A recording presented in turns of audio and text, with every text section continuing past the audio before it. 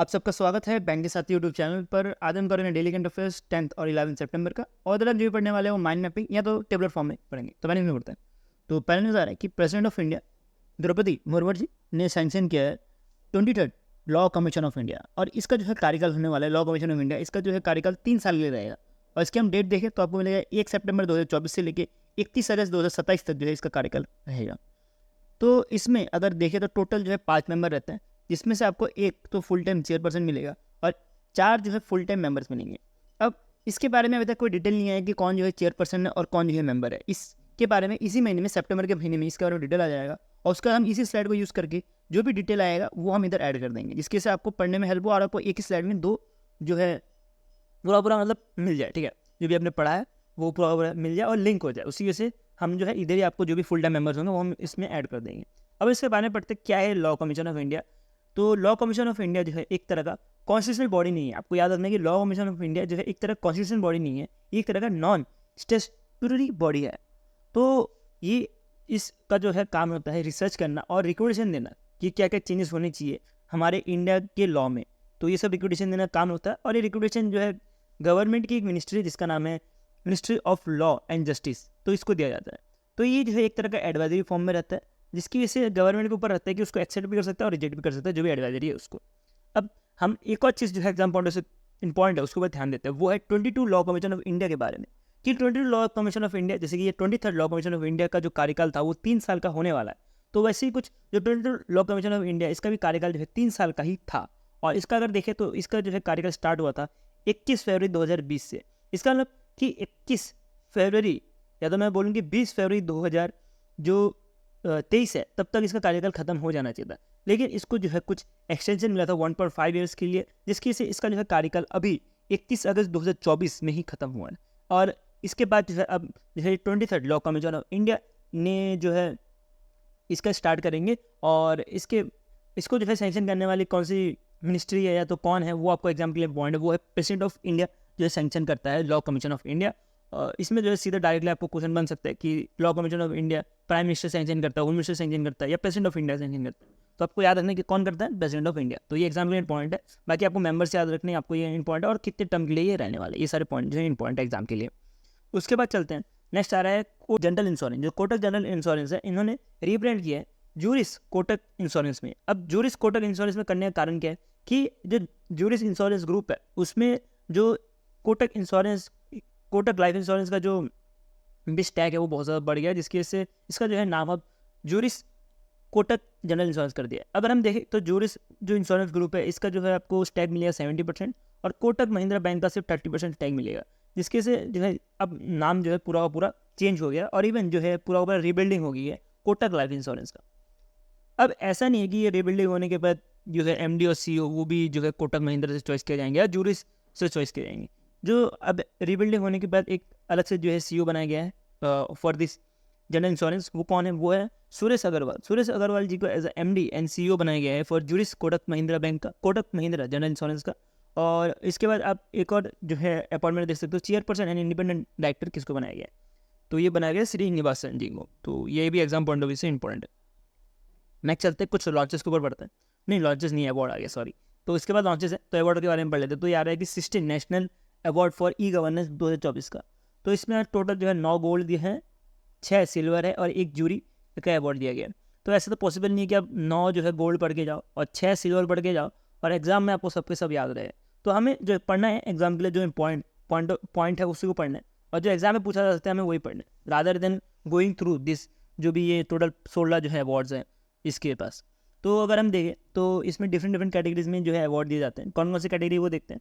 तो आपको मिलेगा एक जो है governance processing for e engineering, फिर application for emerging tech, district level initiative in e governance, फिर research on citizen centre service और फिर application of top technology solution. ये सब में जो है ये अवार्ड दिया जाता है। और जो भी गोल्ड, इसमें 2 प्राइजेस मिलते हैं, एक होता है गोल्ड अवार्ड, एक होता है सिल्वर अवार्ड। जो गोल्ड अवार्ड जीता है उसको 10 लाख रुपये मिलता है और जो सिल्वर अवार्ड जीता है उसको 5 लाख रुपये मिलते हैं। तो जैसे कि पहली कैटेगरी की बात करें तो गवर्नेंस प्रोसेस फॉर री इंजीनियरिंग और डिजिटल ट्रांसफॉर्मेशन, मतलब डिजिटल ट्रांसफॉर्मेशन करने के लिए जो कौन सा गवर्नमेंट एजेंसी को जो है ये अवार्ड दिया गया है। तो ये जो है गोल्ड अवार्ड दिया गया है जो कि सेंट्रल लेवल पे है, वो दिया गया है ministry of women and child development की जो एक प्रोजेक्ट है जिसका नाम है पोषण ट्रैकर, तो पोषण ट्रैकर को ये जो है अवार्ड दिया गया है।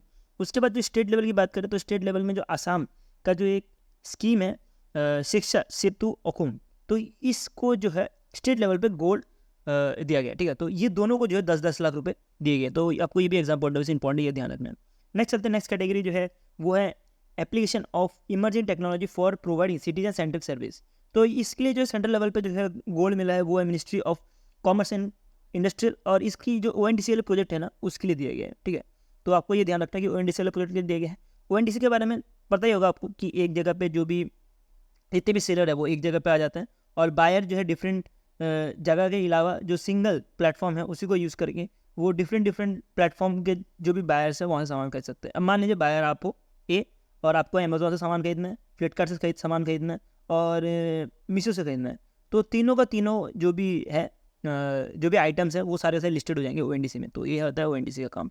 अब हम देखते हैं कि ज्यूरी में जो सेंट्रल लेवल पे जो अवार्ड मिला वो किसको मिला है। तो ज्यूरी की बात करें तो सेंट्रल लेवल में जो अवार्ड मिला वो मिला है डिपार्टमेंट ऑफ रूरल डेवलपमेंट को। तो ये एग्जाम के लिए इंपॉर्टेंट है कि डिपार्टमेंट ऑफ रूरल डेवलपमेंट के जो है ज्यूरी लेवल पे जो है ये अवार्ड दिया गया है। नेक्स्ट चलते हैं लॉन्चेस। तो ये आ रहा है कि एक्सिस बैंक ने लॉन्च किया है UPI ATM। और ये UPI ATM क्या होने वाला है, ये एक तरह का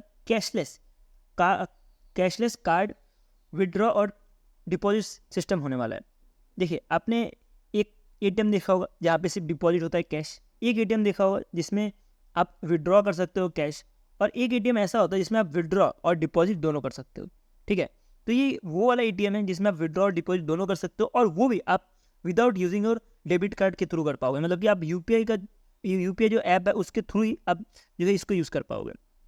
और इसमें एक खास बात है इस ATM में, जो एक्सिस बैंक का ATM है, कि ये जो है इंडिया का पहला प्राइवेट ATM बना है जिसके पास इंडिया का पहला एंड्रॉयड कैश रिसाइकलर है, और ये इंटीग्रेटेड विद UPI, ठीक है। अब हम ये समझते हैं क्या होता है ये कैश रिसाइकलर। अब जो भी कैश है, जो भी कैश जो है डिपॉजिटर ने डाला वो सेफली पहुंच जाएगा मशीन में, उसके बाद वही डिपॉजिटर का पैसा जो है वापस से रिकाउंट किया जाएगा, और वही पैसा जो है वापस जो भी विड्रॉल होगा उसको दे दिया जाएगा, ठीक है। तो ये कोई कुछ अलग से चीज़ नहीं बता रहा हूँ मैं, वो नॉर्मल चीज़ होती है। जो भी डिपॉजिटर पैसा डालता है उसी पैसे को जो है वापस काउंट किया जाता है, और उसी पैसे को वापस से जो है विड्रॉल है उसके ऊपर भेज दिया जाता है रिसाइकिल करते हुए। तो इसी को बोला जाता है कैश रिसाइकलर। और इसमें जो है ATM की ज़रूरत नहीं होगी, आप सिर्फ जो UPI है उसके थ्रू ही जो है ये कर पाओगे। ऐसा कुछ रिलीज़ किया एक्सिस बैंक ने, और ये एक्सिस बैंक जो है पहला प्राइवेट बैंक बना है जो कि ऐसा कर रहा है, ठीक है। PSB में ऑलरेडी ये सब लागू हो गया हुआ है, ऐसे ATMs आपको मिल जाएंगे SBI में, लेकिन प्राइवेट बैंक में जो है पहला करने वाला कौन है, एक्सिस बैंक है। तो आपको ये चीज़ ध्यान देना है। इसी के साथ एक्सिस बैंक ने जो है भारत कनेक्ट फॉर बिजनेस जो है लॉन्च किया गया है, जो कि स्ट्रीमलाइन करेगा जो भी फाइनेंशियल ऑपरेशन है उसको, ठीक है। तो ये जो है आपको ध्यान रखना है। और ये एक्सिस बैंक ने किया गया है NBBL के साथ पार्टनर करके। तो ये है national payment corporation of India, Bharat bill pay limited. तो भारत बिल पे के बारे में पता होगा, तो उसी के साथ जो है पार्टनर करके इसको लॉन्च किया गया। अब एक बैंक ऑफ इंडिया जो कि PSB है, इन्होंने जो है एक तरह का FD स्कीम जो लॉन्च किया गया, जो कि बोला जा रहा है 333 डेज स्टार धन वृद्धि FD स्कीम। तो ये स्कीम के अंतर्गत जो है जो भी कस्टमर है वो 3 लाख तक जो है पैसे जमा कर सकता है, और 3 करोड़ तक जो है पैसे जमा कर सकता है, और उसके बेसिस पे डिफरेंट इंटरेस्ट रेट मिलेंगे। लेकिन एग्जाम पॉइंट ऑफ से इंटरेस्ट रेट इतना इंपॉर्टेंट है नहीं, आपको पता होना चाहिए किसने कौन सी जो स्कीम लॉन्च की है, कौन सा जो है FD स्कीम लॉन्च किया गया, और इसमें जो है कितनी जो डिपॉजिट दी गई है। तो आपको ये चीज़ ध्यान रखनी है।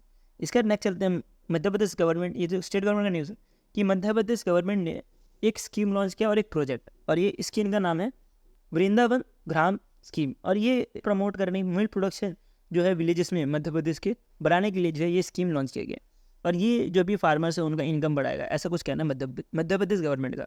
उसके बाद है गीता भवन प्रोजेक्ट, ये जो है लॉन्च किया गया कि जो भी तरह का कंस्ट्रक्शन बेस्ड जो है प्रोजेक्ट है, जिसमें जो भी अर्बन बॉडीज़ है वहाँ पे जो है कंस्ट्रक्ट किया जाएगा। और ऐसा गीता भवन अब तक प्रेजेंटली एक ही जगह पे हुआ है, इंदौर में, ठीक है। तो आपको ये पॉइंट याद रखना है, ये कंस्ट्रक्शन के लिए ये प्रोजेक्ट लॉन्च किया गया है।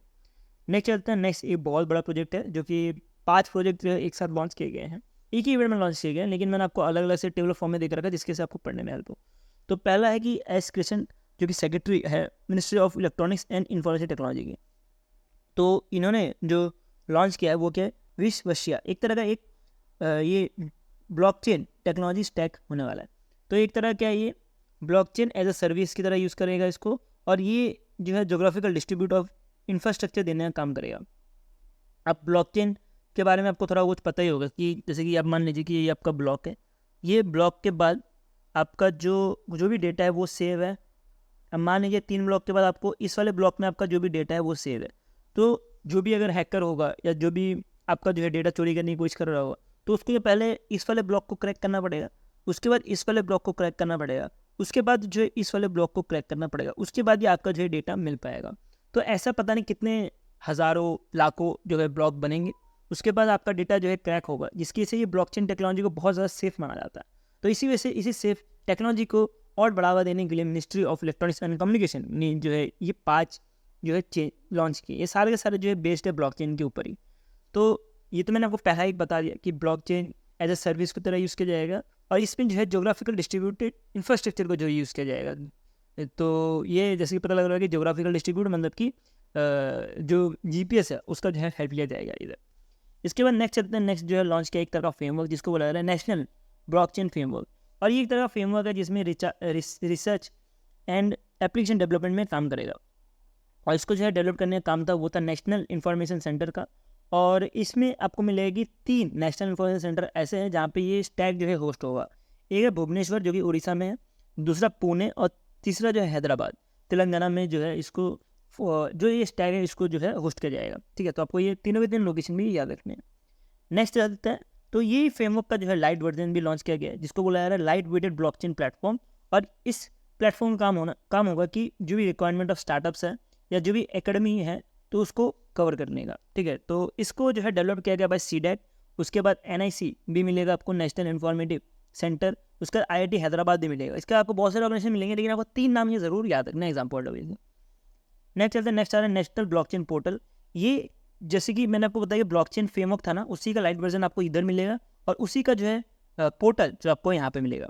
ठीक है, तो ये जो नेशनल ब्लॉकचेन फ्रेमवर्क था इसी के साथ सब कुछ लिंक है। तो ये पोर्टल जो है बेस्ड है कंटेंट मैनेजमेंट सिस्टम की। ठीक है, तो कंटेंट मैनेजमेंट सिस्टम मतलब सिंपल, आप जो भी मतलब कंटेंट है वेब में उसको आप मेंटेन कर पाओगे। तो ये ऐसा कुछ पोर्टल जो है बनाने का काम किया और इस पोर्टल का नाम जो है एग्जाम्पल पॉइंट है वो है नेशनल ब्लॉकचेन पोर्टल रखा गया है। नेक्स्ट जो रखा गया वो परमानिक जो है एक तरह का ब्लॉकचेन एनेबल सॉल्यूशन होने वाला है। और ये भी जो ये पोर्टल है ना ब्लॉकचेन नेशनल ब्लॉकचेन पोर्टल, इसको जो है फर्दर बूस्ट करने का काम करेगा, फर्दर सपोर्ट देने का काम करेगा। अब ये सपोर्ट कैसे देगा कि अगर कोई भी पोर्टल में प्रॉब्लम होती है, कि नेशनल ब्लॉकचेन पोर्टल में अगर कोई प्रॉब्लम होती है तो उस केस में जो भी बंदे होंगे तो वो डायरेक्टली वो बात कर पाएंगे जो भी डेवलपर है उनके साथ। तो ये कस्टमर सपोर्ट जो है सीधे डेवलपर के साथ बात कर पाएंगे, जिसकी वजह से सॉल्यूशन जो है ज़्यादा से ज़्यादा हो पाए और प्रूफ वेरिफिकेशन हो पाए, तो कोई टेम्पर ना कर पाए वो वेरिफिकेशन प्रोसेस में। तो उसी के लिए जो है ये लॉन्च किया गया है।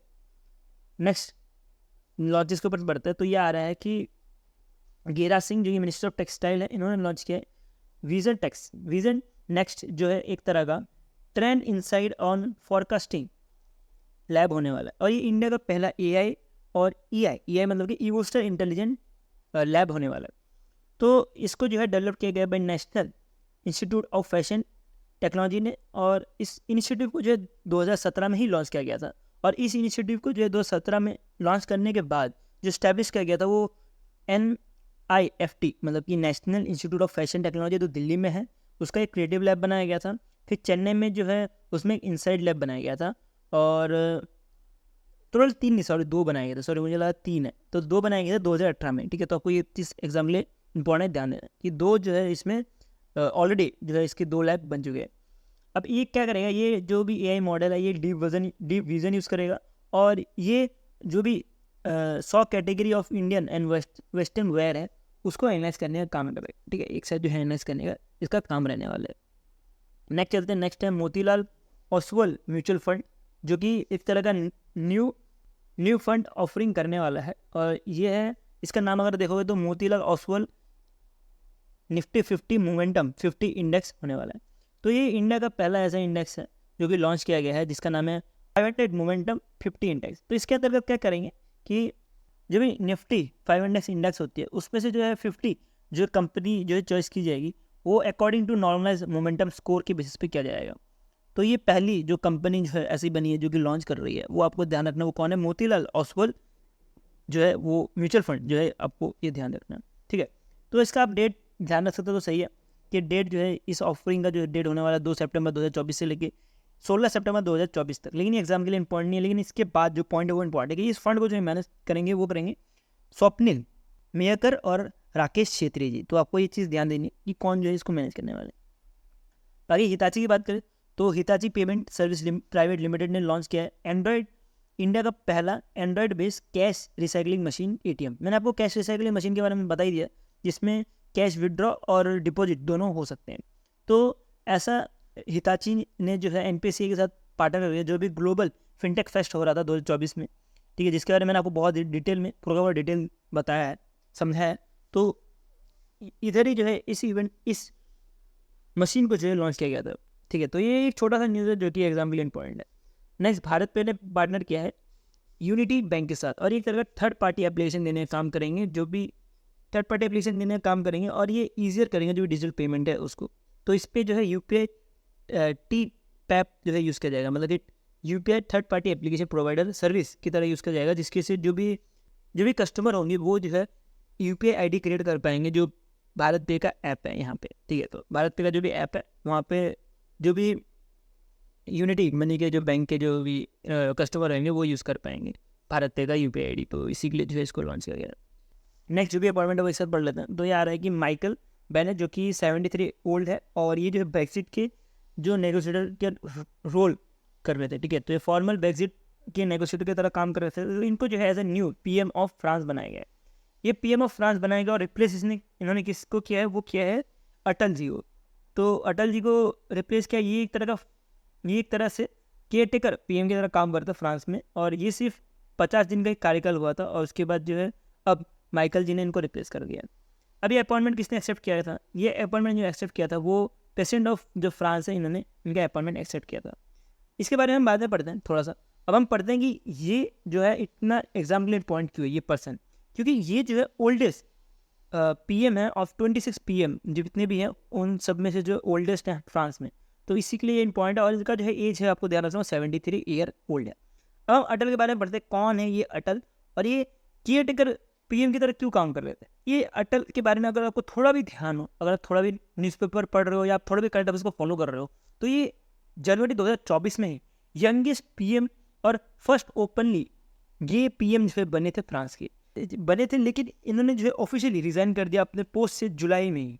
तो जुलाई के बाद से ये जो as a caretaker PM की तरह काम कर रहे थे, और उसके बाद इनको जो है माइकल जी ने रिप्लेस कर दिया। तो आपको इतने पढ़ना एग्जाम के लिए सारा डिटेल में जाने की कोई जरूरत भी नहीं है, लेकिन ये एग्जाम पॉइंट ऑफ बहुत ज़्यादा इंपॉर्टेंट न्यूज़ है, तो आपको इस पर बहुत ज़्यादा ध्यान देना है।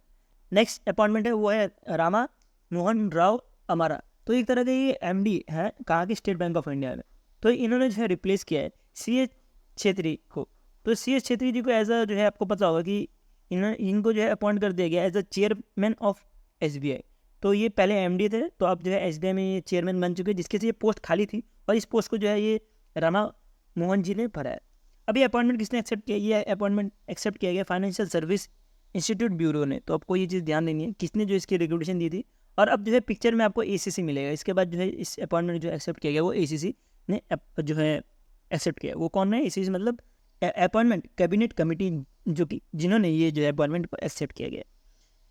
उसके चलते नेक्स्ट है दीप्ति गौर मुखर्जी, जो कि secretary general of ministry of corporate affairs है। इनको जो है मेंबर बना दिया गया है सेबी का, और इन्होंने जो है रिप्लेस किया है वो किया है मनोज गोविल को। तो ये एग्जाम के लिए इंपॉर्टेंट है, तो आपको ये ध्यान रखना है। इसमें की पॉइंट्स कुछ भी नहीं है, आप इतना ही पढ़ो, एग्जाम के लिए इतने काफ़ी है। नेक्स्ट चलता है नेक्स्ट न्यूज़ में। तो ये एक तरह का एमयू है जो कि IIM केरला से आ रहा है। तो IIM केरला का एक लैब है, इन्होंने पार्टनर किया है RBI का जो इनोवेशन हब है इनके साथ, और ये दोनों मिलके जो है इनोवेशन रिसर्च और सपोर्ट देने का काम करेंगे जो भी फिनटेक स्टार्टअप्स हैं हमारे इंडिया में उनको, ठीक है। तो जो भी रिसोर्सेस हैं वो शेयर किया जाएगा ये दोनों के बीच में।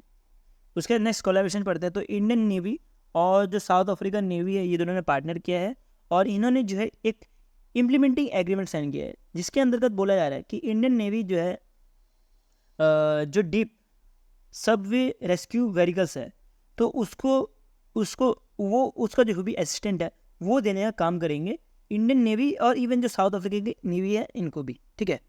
तो ये आपको इमेज दिख रहा होगा, तो ये कुछ ऐसा दिखता है। ये जो है डीप सबमराइज रेस्क्यू व्हीकल, ये कुछ ऐसा इसका इमेज है।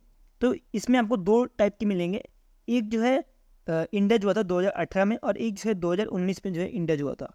तो 2018 में जो है इंडेज हुआ था उसको जो है यूके से लाया गया था, और जिसका नाम था INS निस्तार। तो INS निस्तार को जो है यूके से लाया गया था, और उसको 2018 में जो है मुंबई में इसको जो है डिप्लॉय किया गया था। उसके बाद INS निरीक्षक जो है 2019 में विशाखापट्टनम में इसको डिप्लॉय किया गया था। तो ये 2 जो है आपको याद रखना है। और ये किसके साथ ये जो कोलैबोरेशन हुआ या तो मैं बोलूँ इम्प्लीमेंटिंग एग्रीमेंट हुआ है, वो आपको ध्यान रखना है, वो हुआ है साउथ अफ्रीकन नेवी के साथ। इंडियन नेवी ने साउथ अफ्रीकन नेवी के साथ ये इम्प्लीमेंटिंग एग्रीमेंट जो है किया गया है। नेक्स्ट जो है अवार्ड के बारे में पढ़ते हैं, तो ये आ रहा है first edition of federation of Indian chamber of commerce and industry का यंग लीडरशिप अवार्ड। तो ये फर्स्ट एडिशन है, जिसके से एग्जाम्पल बहुत इंपॉर्टेंट बन जाता है। तो इस अवार्ड का देने का काम किसका रहेगा, जैसे कि आपको बताइए पहले ही, ये federation of India chamber of commerce and industry का काम रहने वाला है। और ये दिया किसको है, ये आयुष्मान खुराना और नीरज चोपड़ा जी को ये अवार्ड दिया गया है। इसके साथ ही और 3 लोग को ये अवार्ड दिया गया है।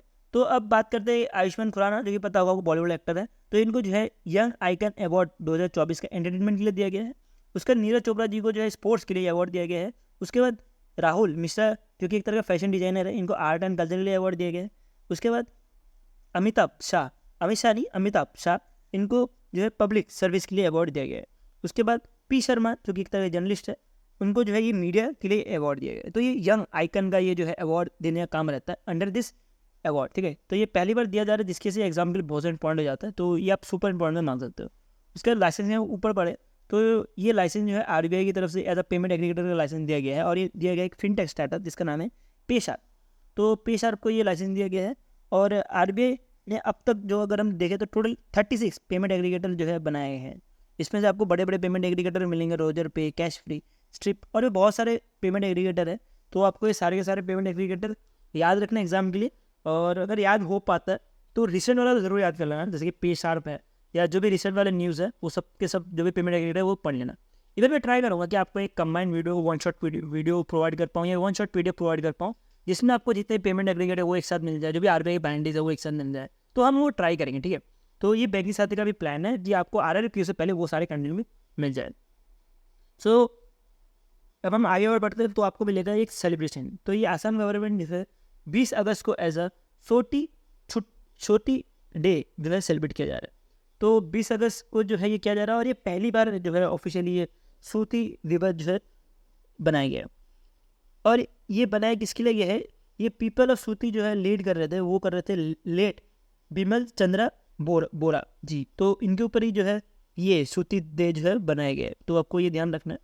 और इसी के साथ जो है इस जो भी सूती डे है, इसके लिए एक हेरिटेज मूवमेंट साइट भी बनाया गया है, वो सूती पुलिस स्टेशन को बनाया गया है, जिसके लिए जो है बजट रखी गई है वो 5 करोड़ रखी गई है। तो आपको ये चीज़ ध्यान देनी है। इसका बात करते हैं पोर्टल, जो कि है न्यू नोटरी पोर्टल, जो कि ministry of law and justice के जो मिनिस्ट्री ऑफ स्टेट है, इन्होंने जो है इसको लॉन्च किया गया है। तो एक तरह का ये नोटरी पोर्टल फैसिलिटी होने वाला है, जो कि एक ऑनलाइन इंटरफेस होने वाला है नोटरी और गवर्नमेंट के बीच में। मतलब आपको पता हो कि आपको कभी भी कोई भी डॉक्यूमेंट नोटरी करानी होती है तो आपको कोर्ट जाना पड़ता है या आपको DC ऑफिस जाना पड़ता है। तो वो जाना ना पड़े, तो उस केस वो जाना ना पड़े और आपको ऑनलाइन ही वो फैसिलिटी मिल जाए, उसी के लिए जो है ये पोर्टल जो है लॉन्च किया गया है। तो ये भी बहुत ज़्यादा इंपॉर्टेंट है एग्जाम के लिए। तो ये पोर्टल क्या रिमूव करेगा कि सबमिशन ऑफ एप्लीकेशन और रिक्वेस्ट जो फिजिकल मोड में होता है उसको जो है रिप्लेस करेगा, और आप जो है इसका लाभ ले पाओगे इस पोर्टल में जाके। ये एग्जाम के लिए इंपॉर्टेंट नहीं, ये वाले, लेकिन आपको पता होना चाहिए ये पोर्टल में जाके आप जो इसका लाभ ले पाओगे। और इस पोर्टल को जो है ऑर्गेनाइज करने का काम रहेगा वो होगा department of law and justice का। तो इसका जो है काम होने वाला है, इस जो भी प्लेटफॉर्म है इसको मैनेज या तो ऑर्गेनाइज करने का। तो ये हो गया हमारा जो भी डेली करंट अफेयर्स था वो। अगर आपको इसका PDF चाहिए तो आपको इस टेलीग्राम लिंक में आपको इसका PDF मिल जाएगा। हमारा मकसद ये है कि आपको शॉर्ट में और क्रिस्प में जो आपको कंटेंट प्रोवाइड किया जाए, जिसकी वजह से आपको रिविजन करने में अभी नहीं बल्कि बाद में भी बहुत ज़्यादा हेल्प हो। ऐसा कंटेंट पढ़ के फ़ायदे क्या, आप 1 घंटा कंटेंट पढ़ोगे आप उसको रिवाइज ना कर पाओ। तो इससे बढ़िया ये है कि आप ऐसा कंटेंट पढ़ो जिसको आप रिवाइज कर पाओ और बार बार रिवाइज कर पाओ, जिसके से आपको एग्जाम में ज़्यादा से ज़्यादा चीज़ें जो है रिटेन रह पाए। सो अगर वीडियो अच्छा लगा तो लाइक कर देना, और ऐसी कंटेंट देखते रहना, सब्सक्राइब टू माय चैनल। अभी के लिए इतना रखते हैं। Thank you for watching this video.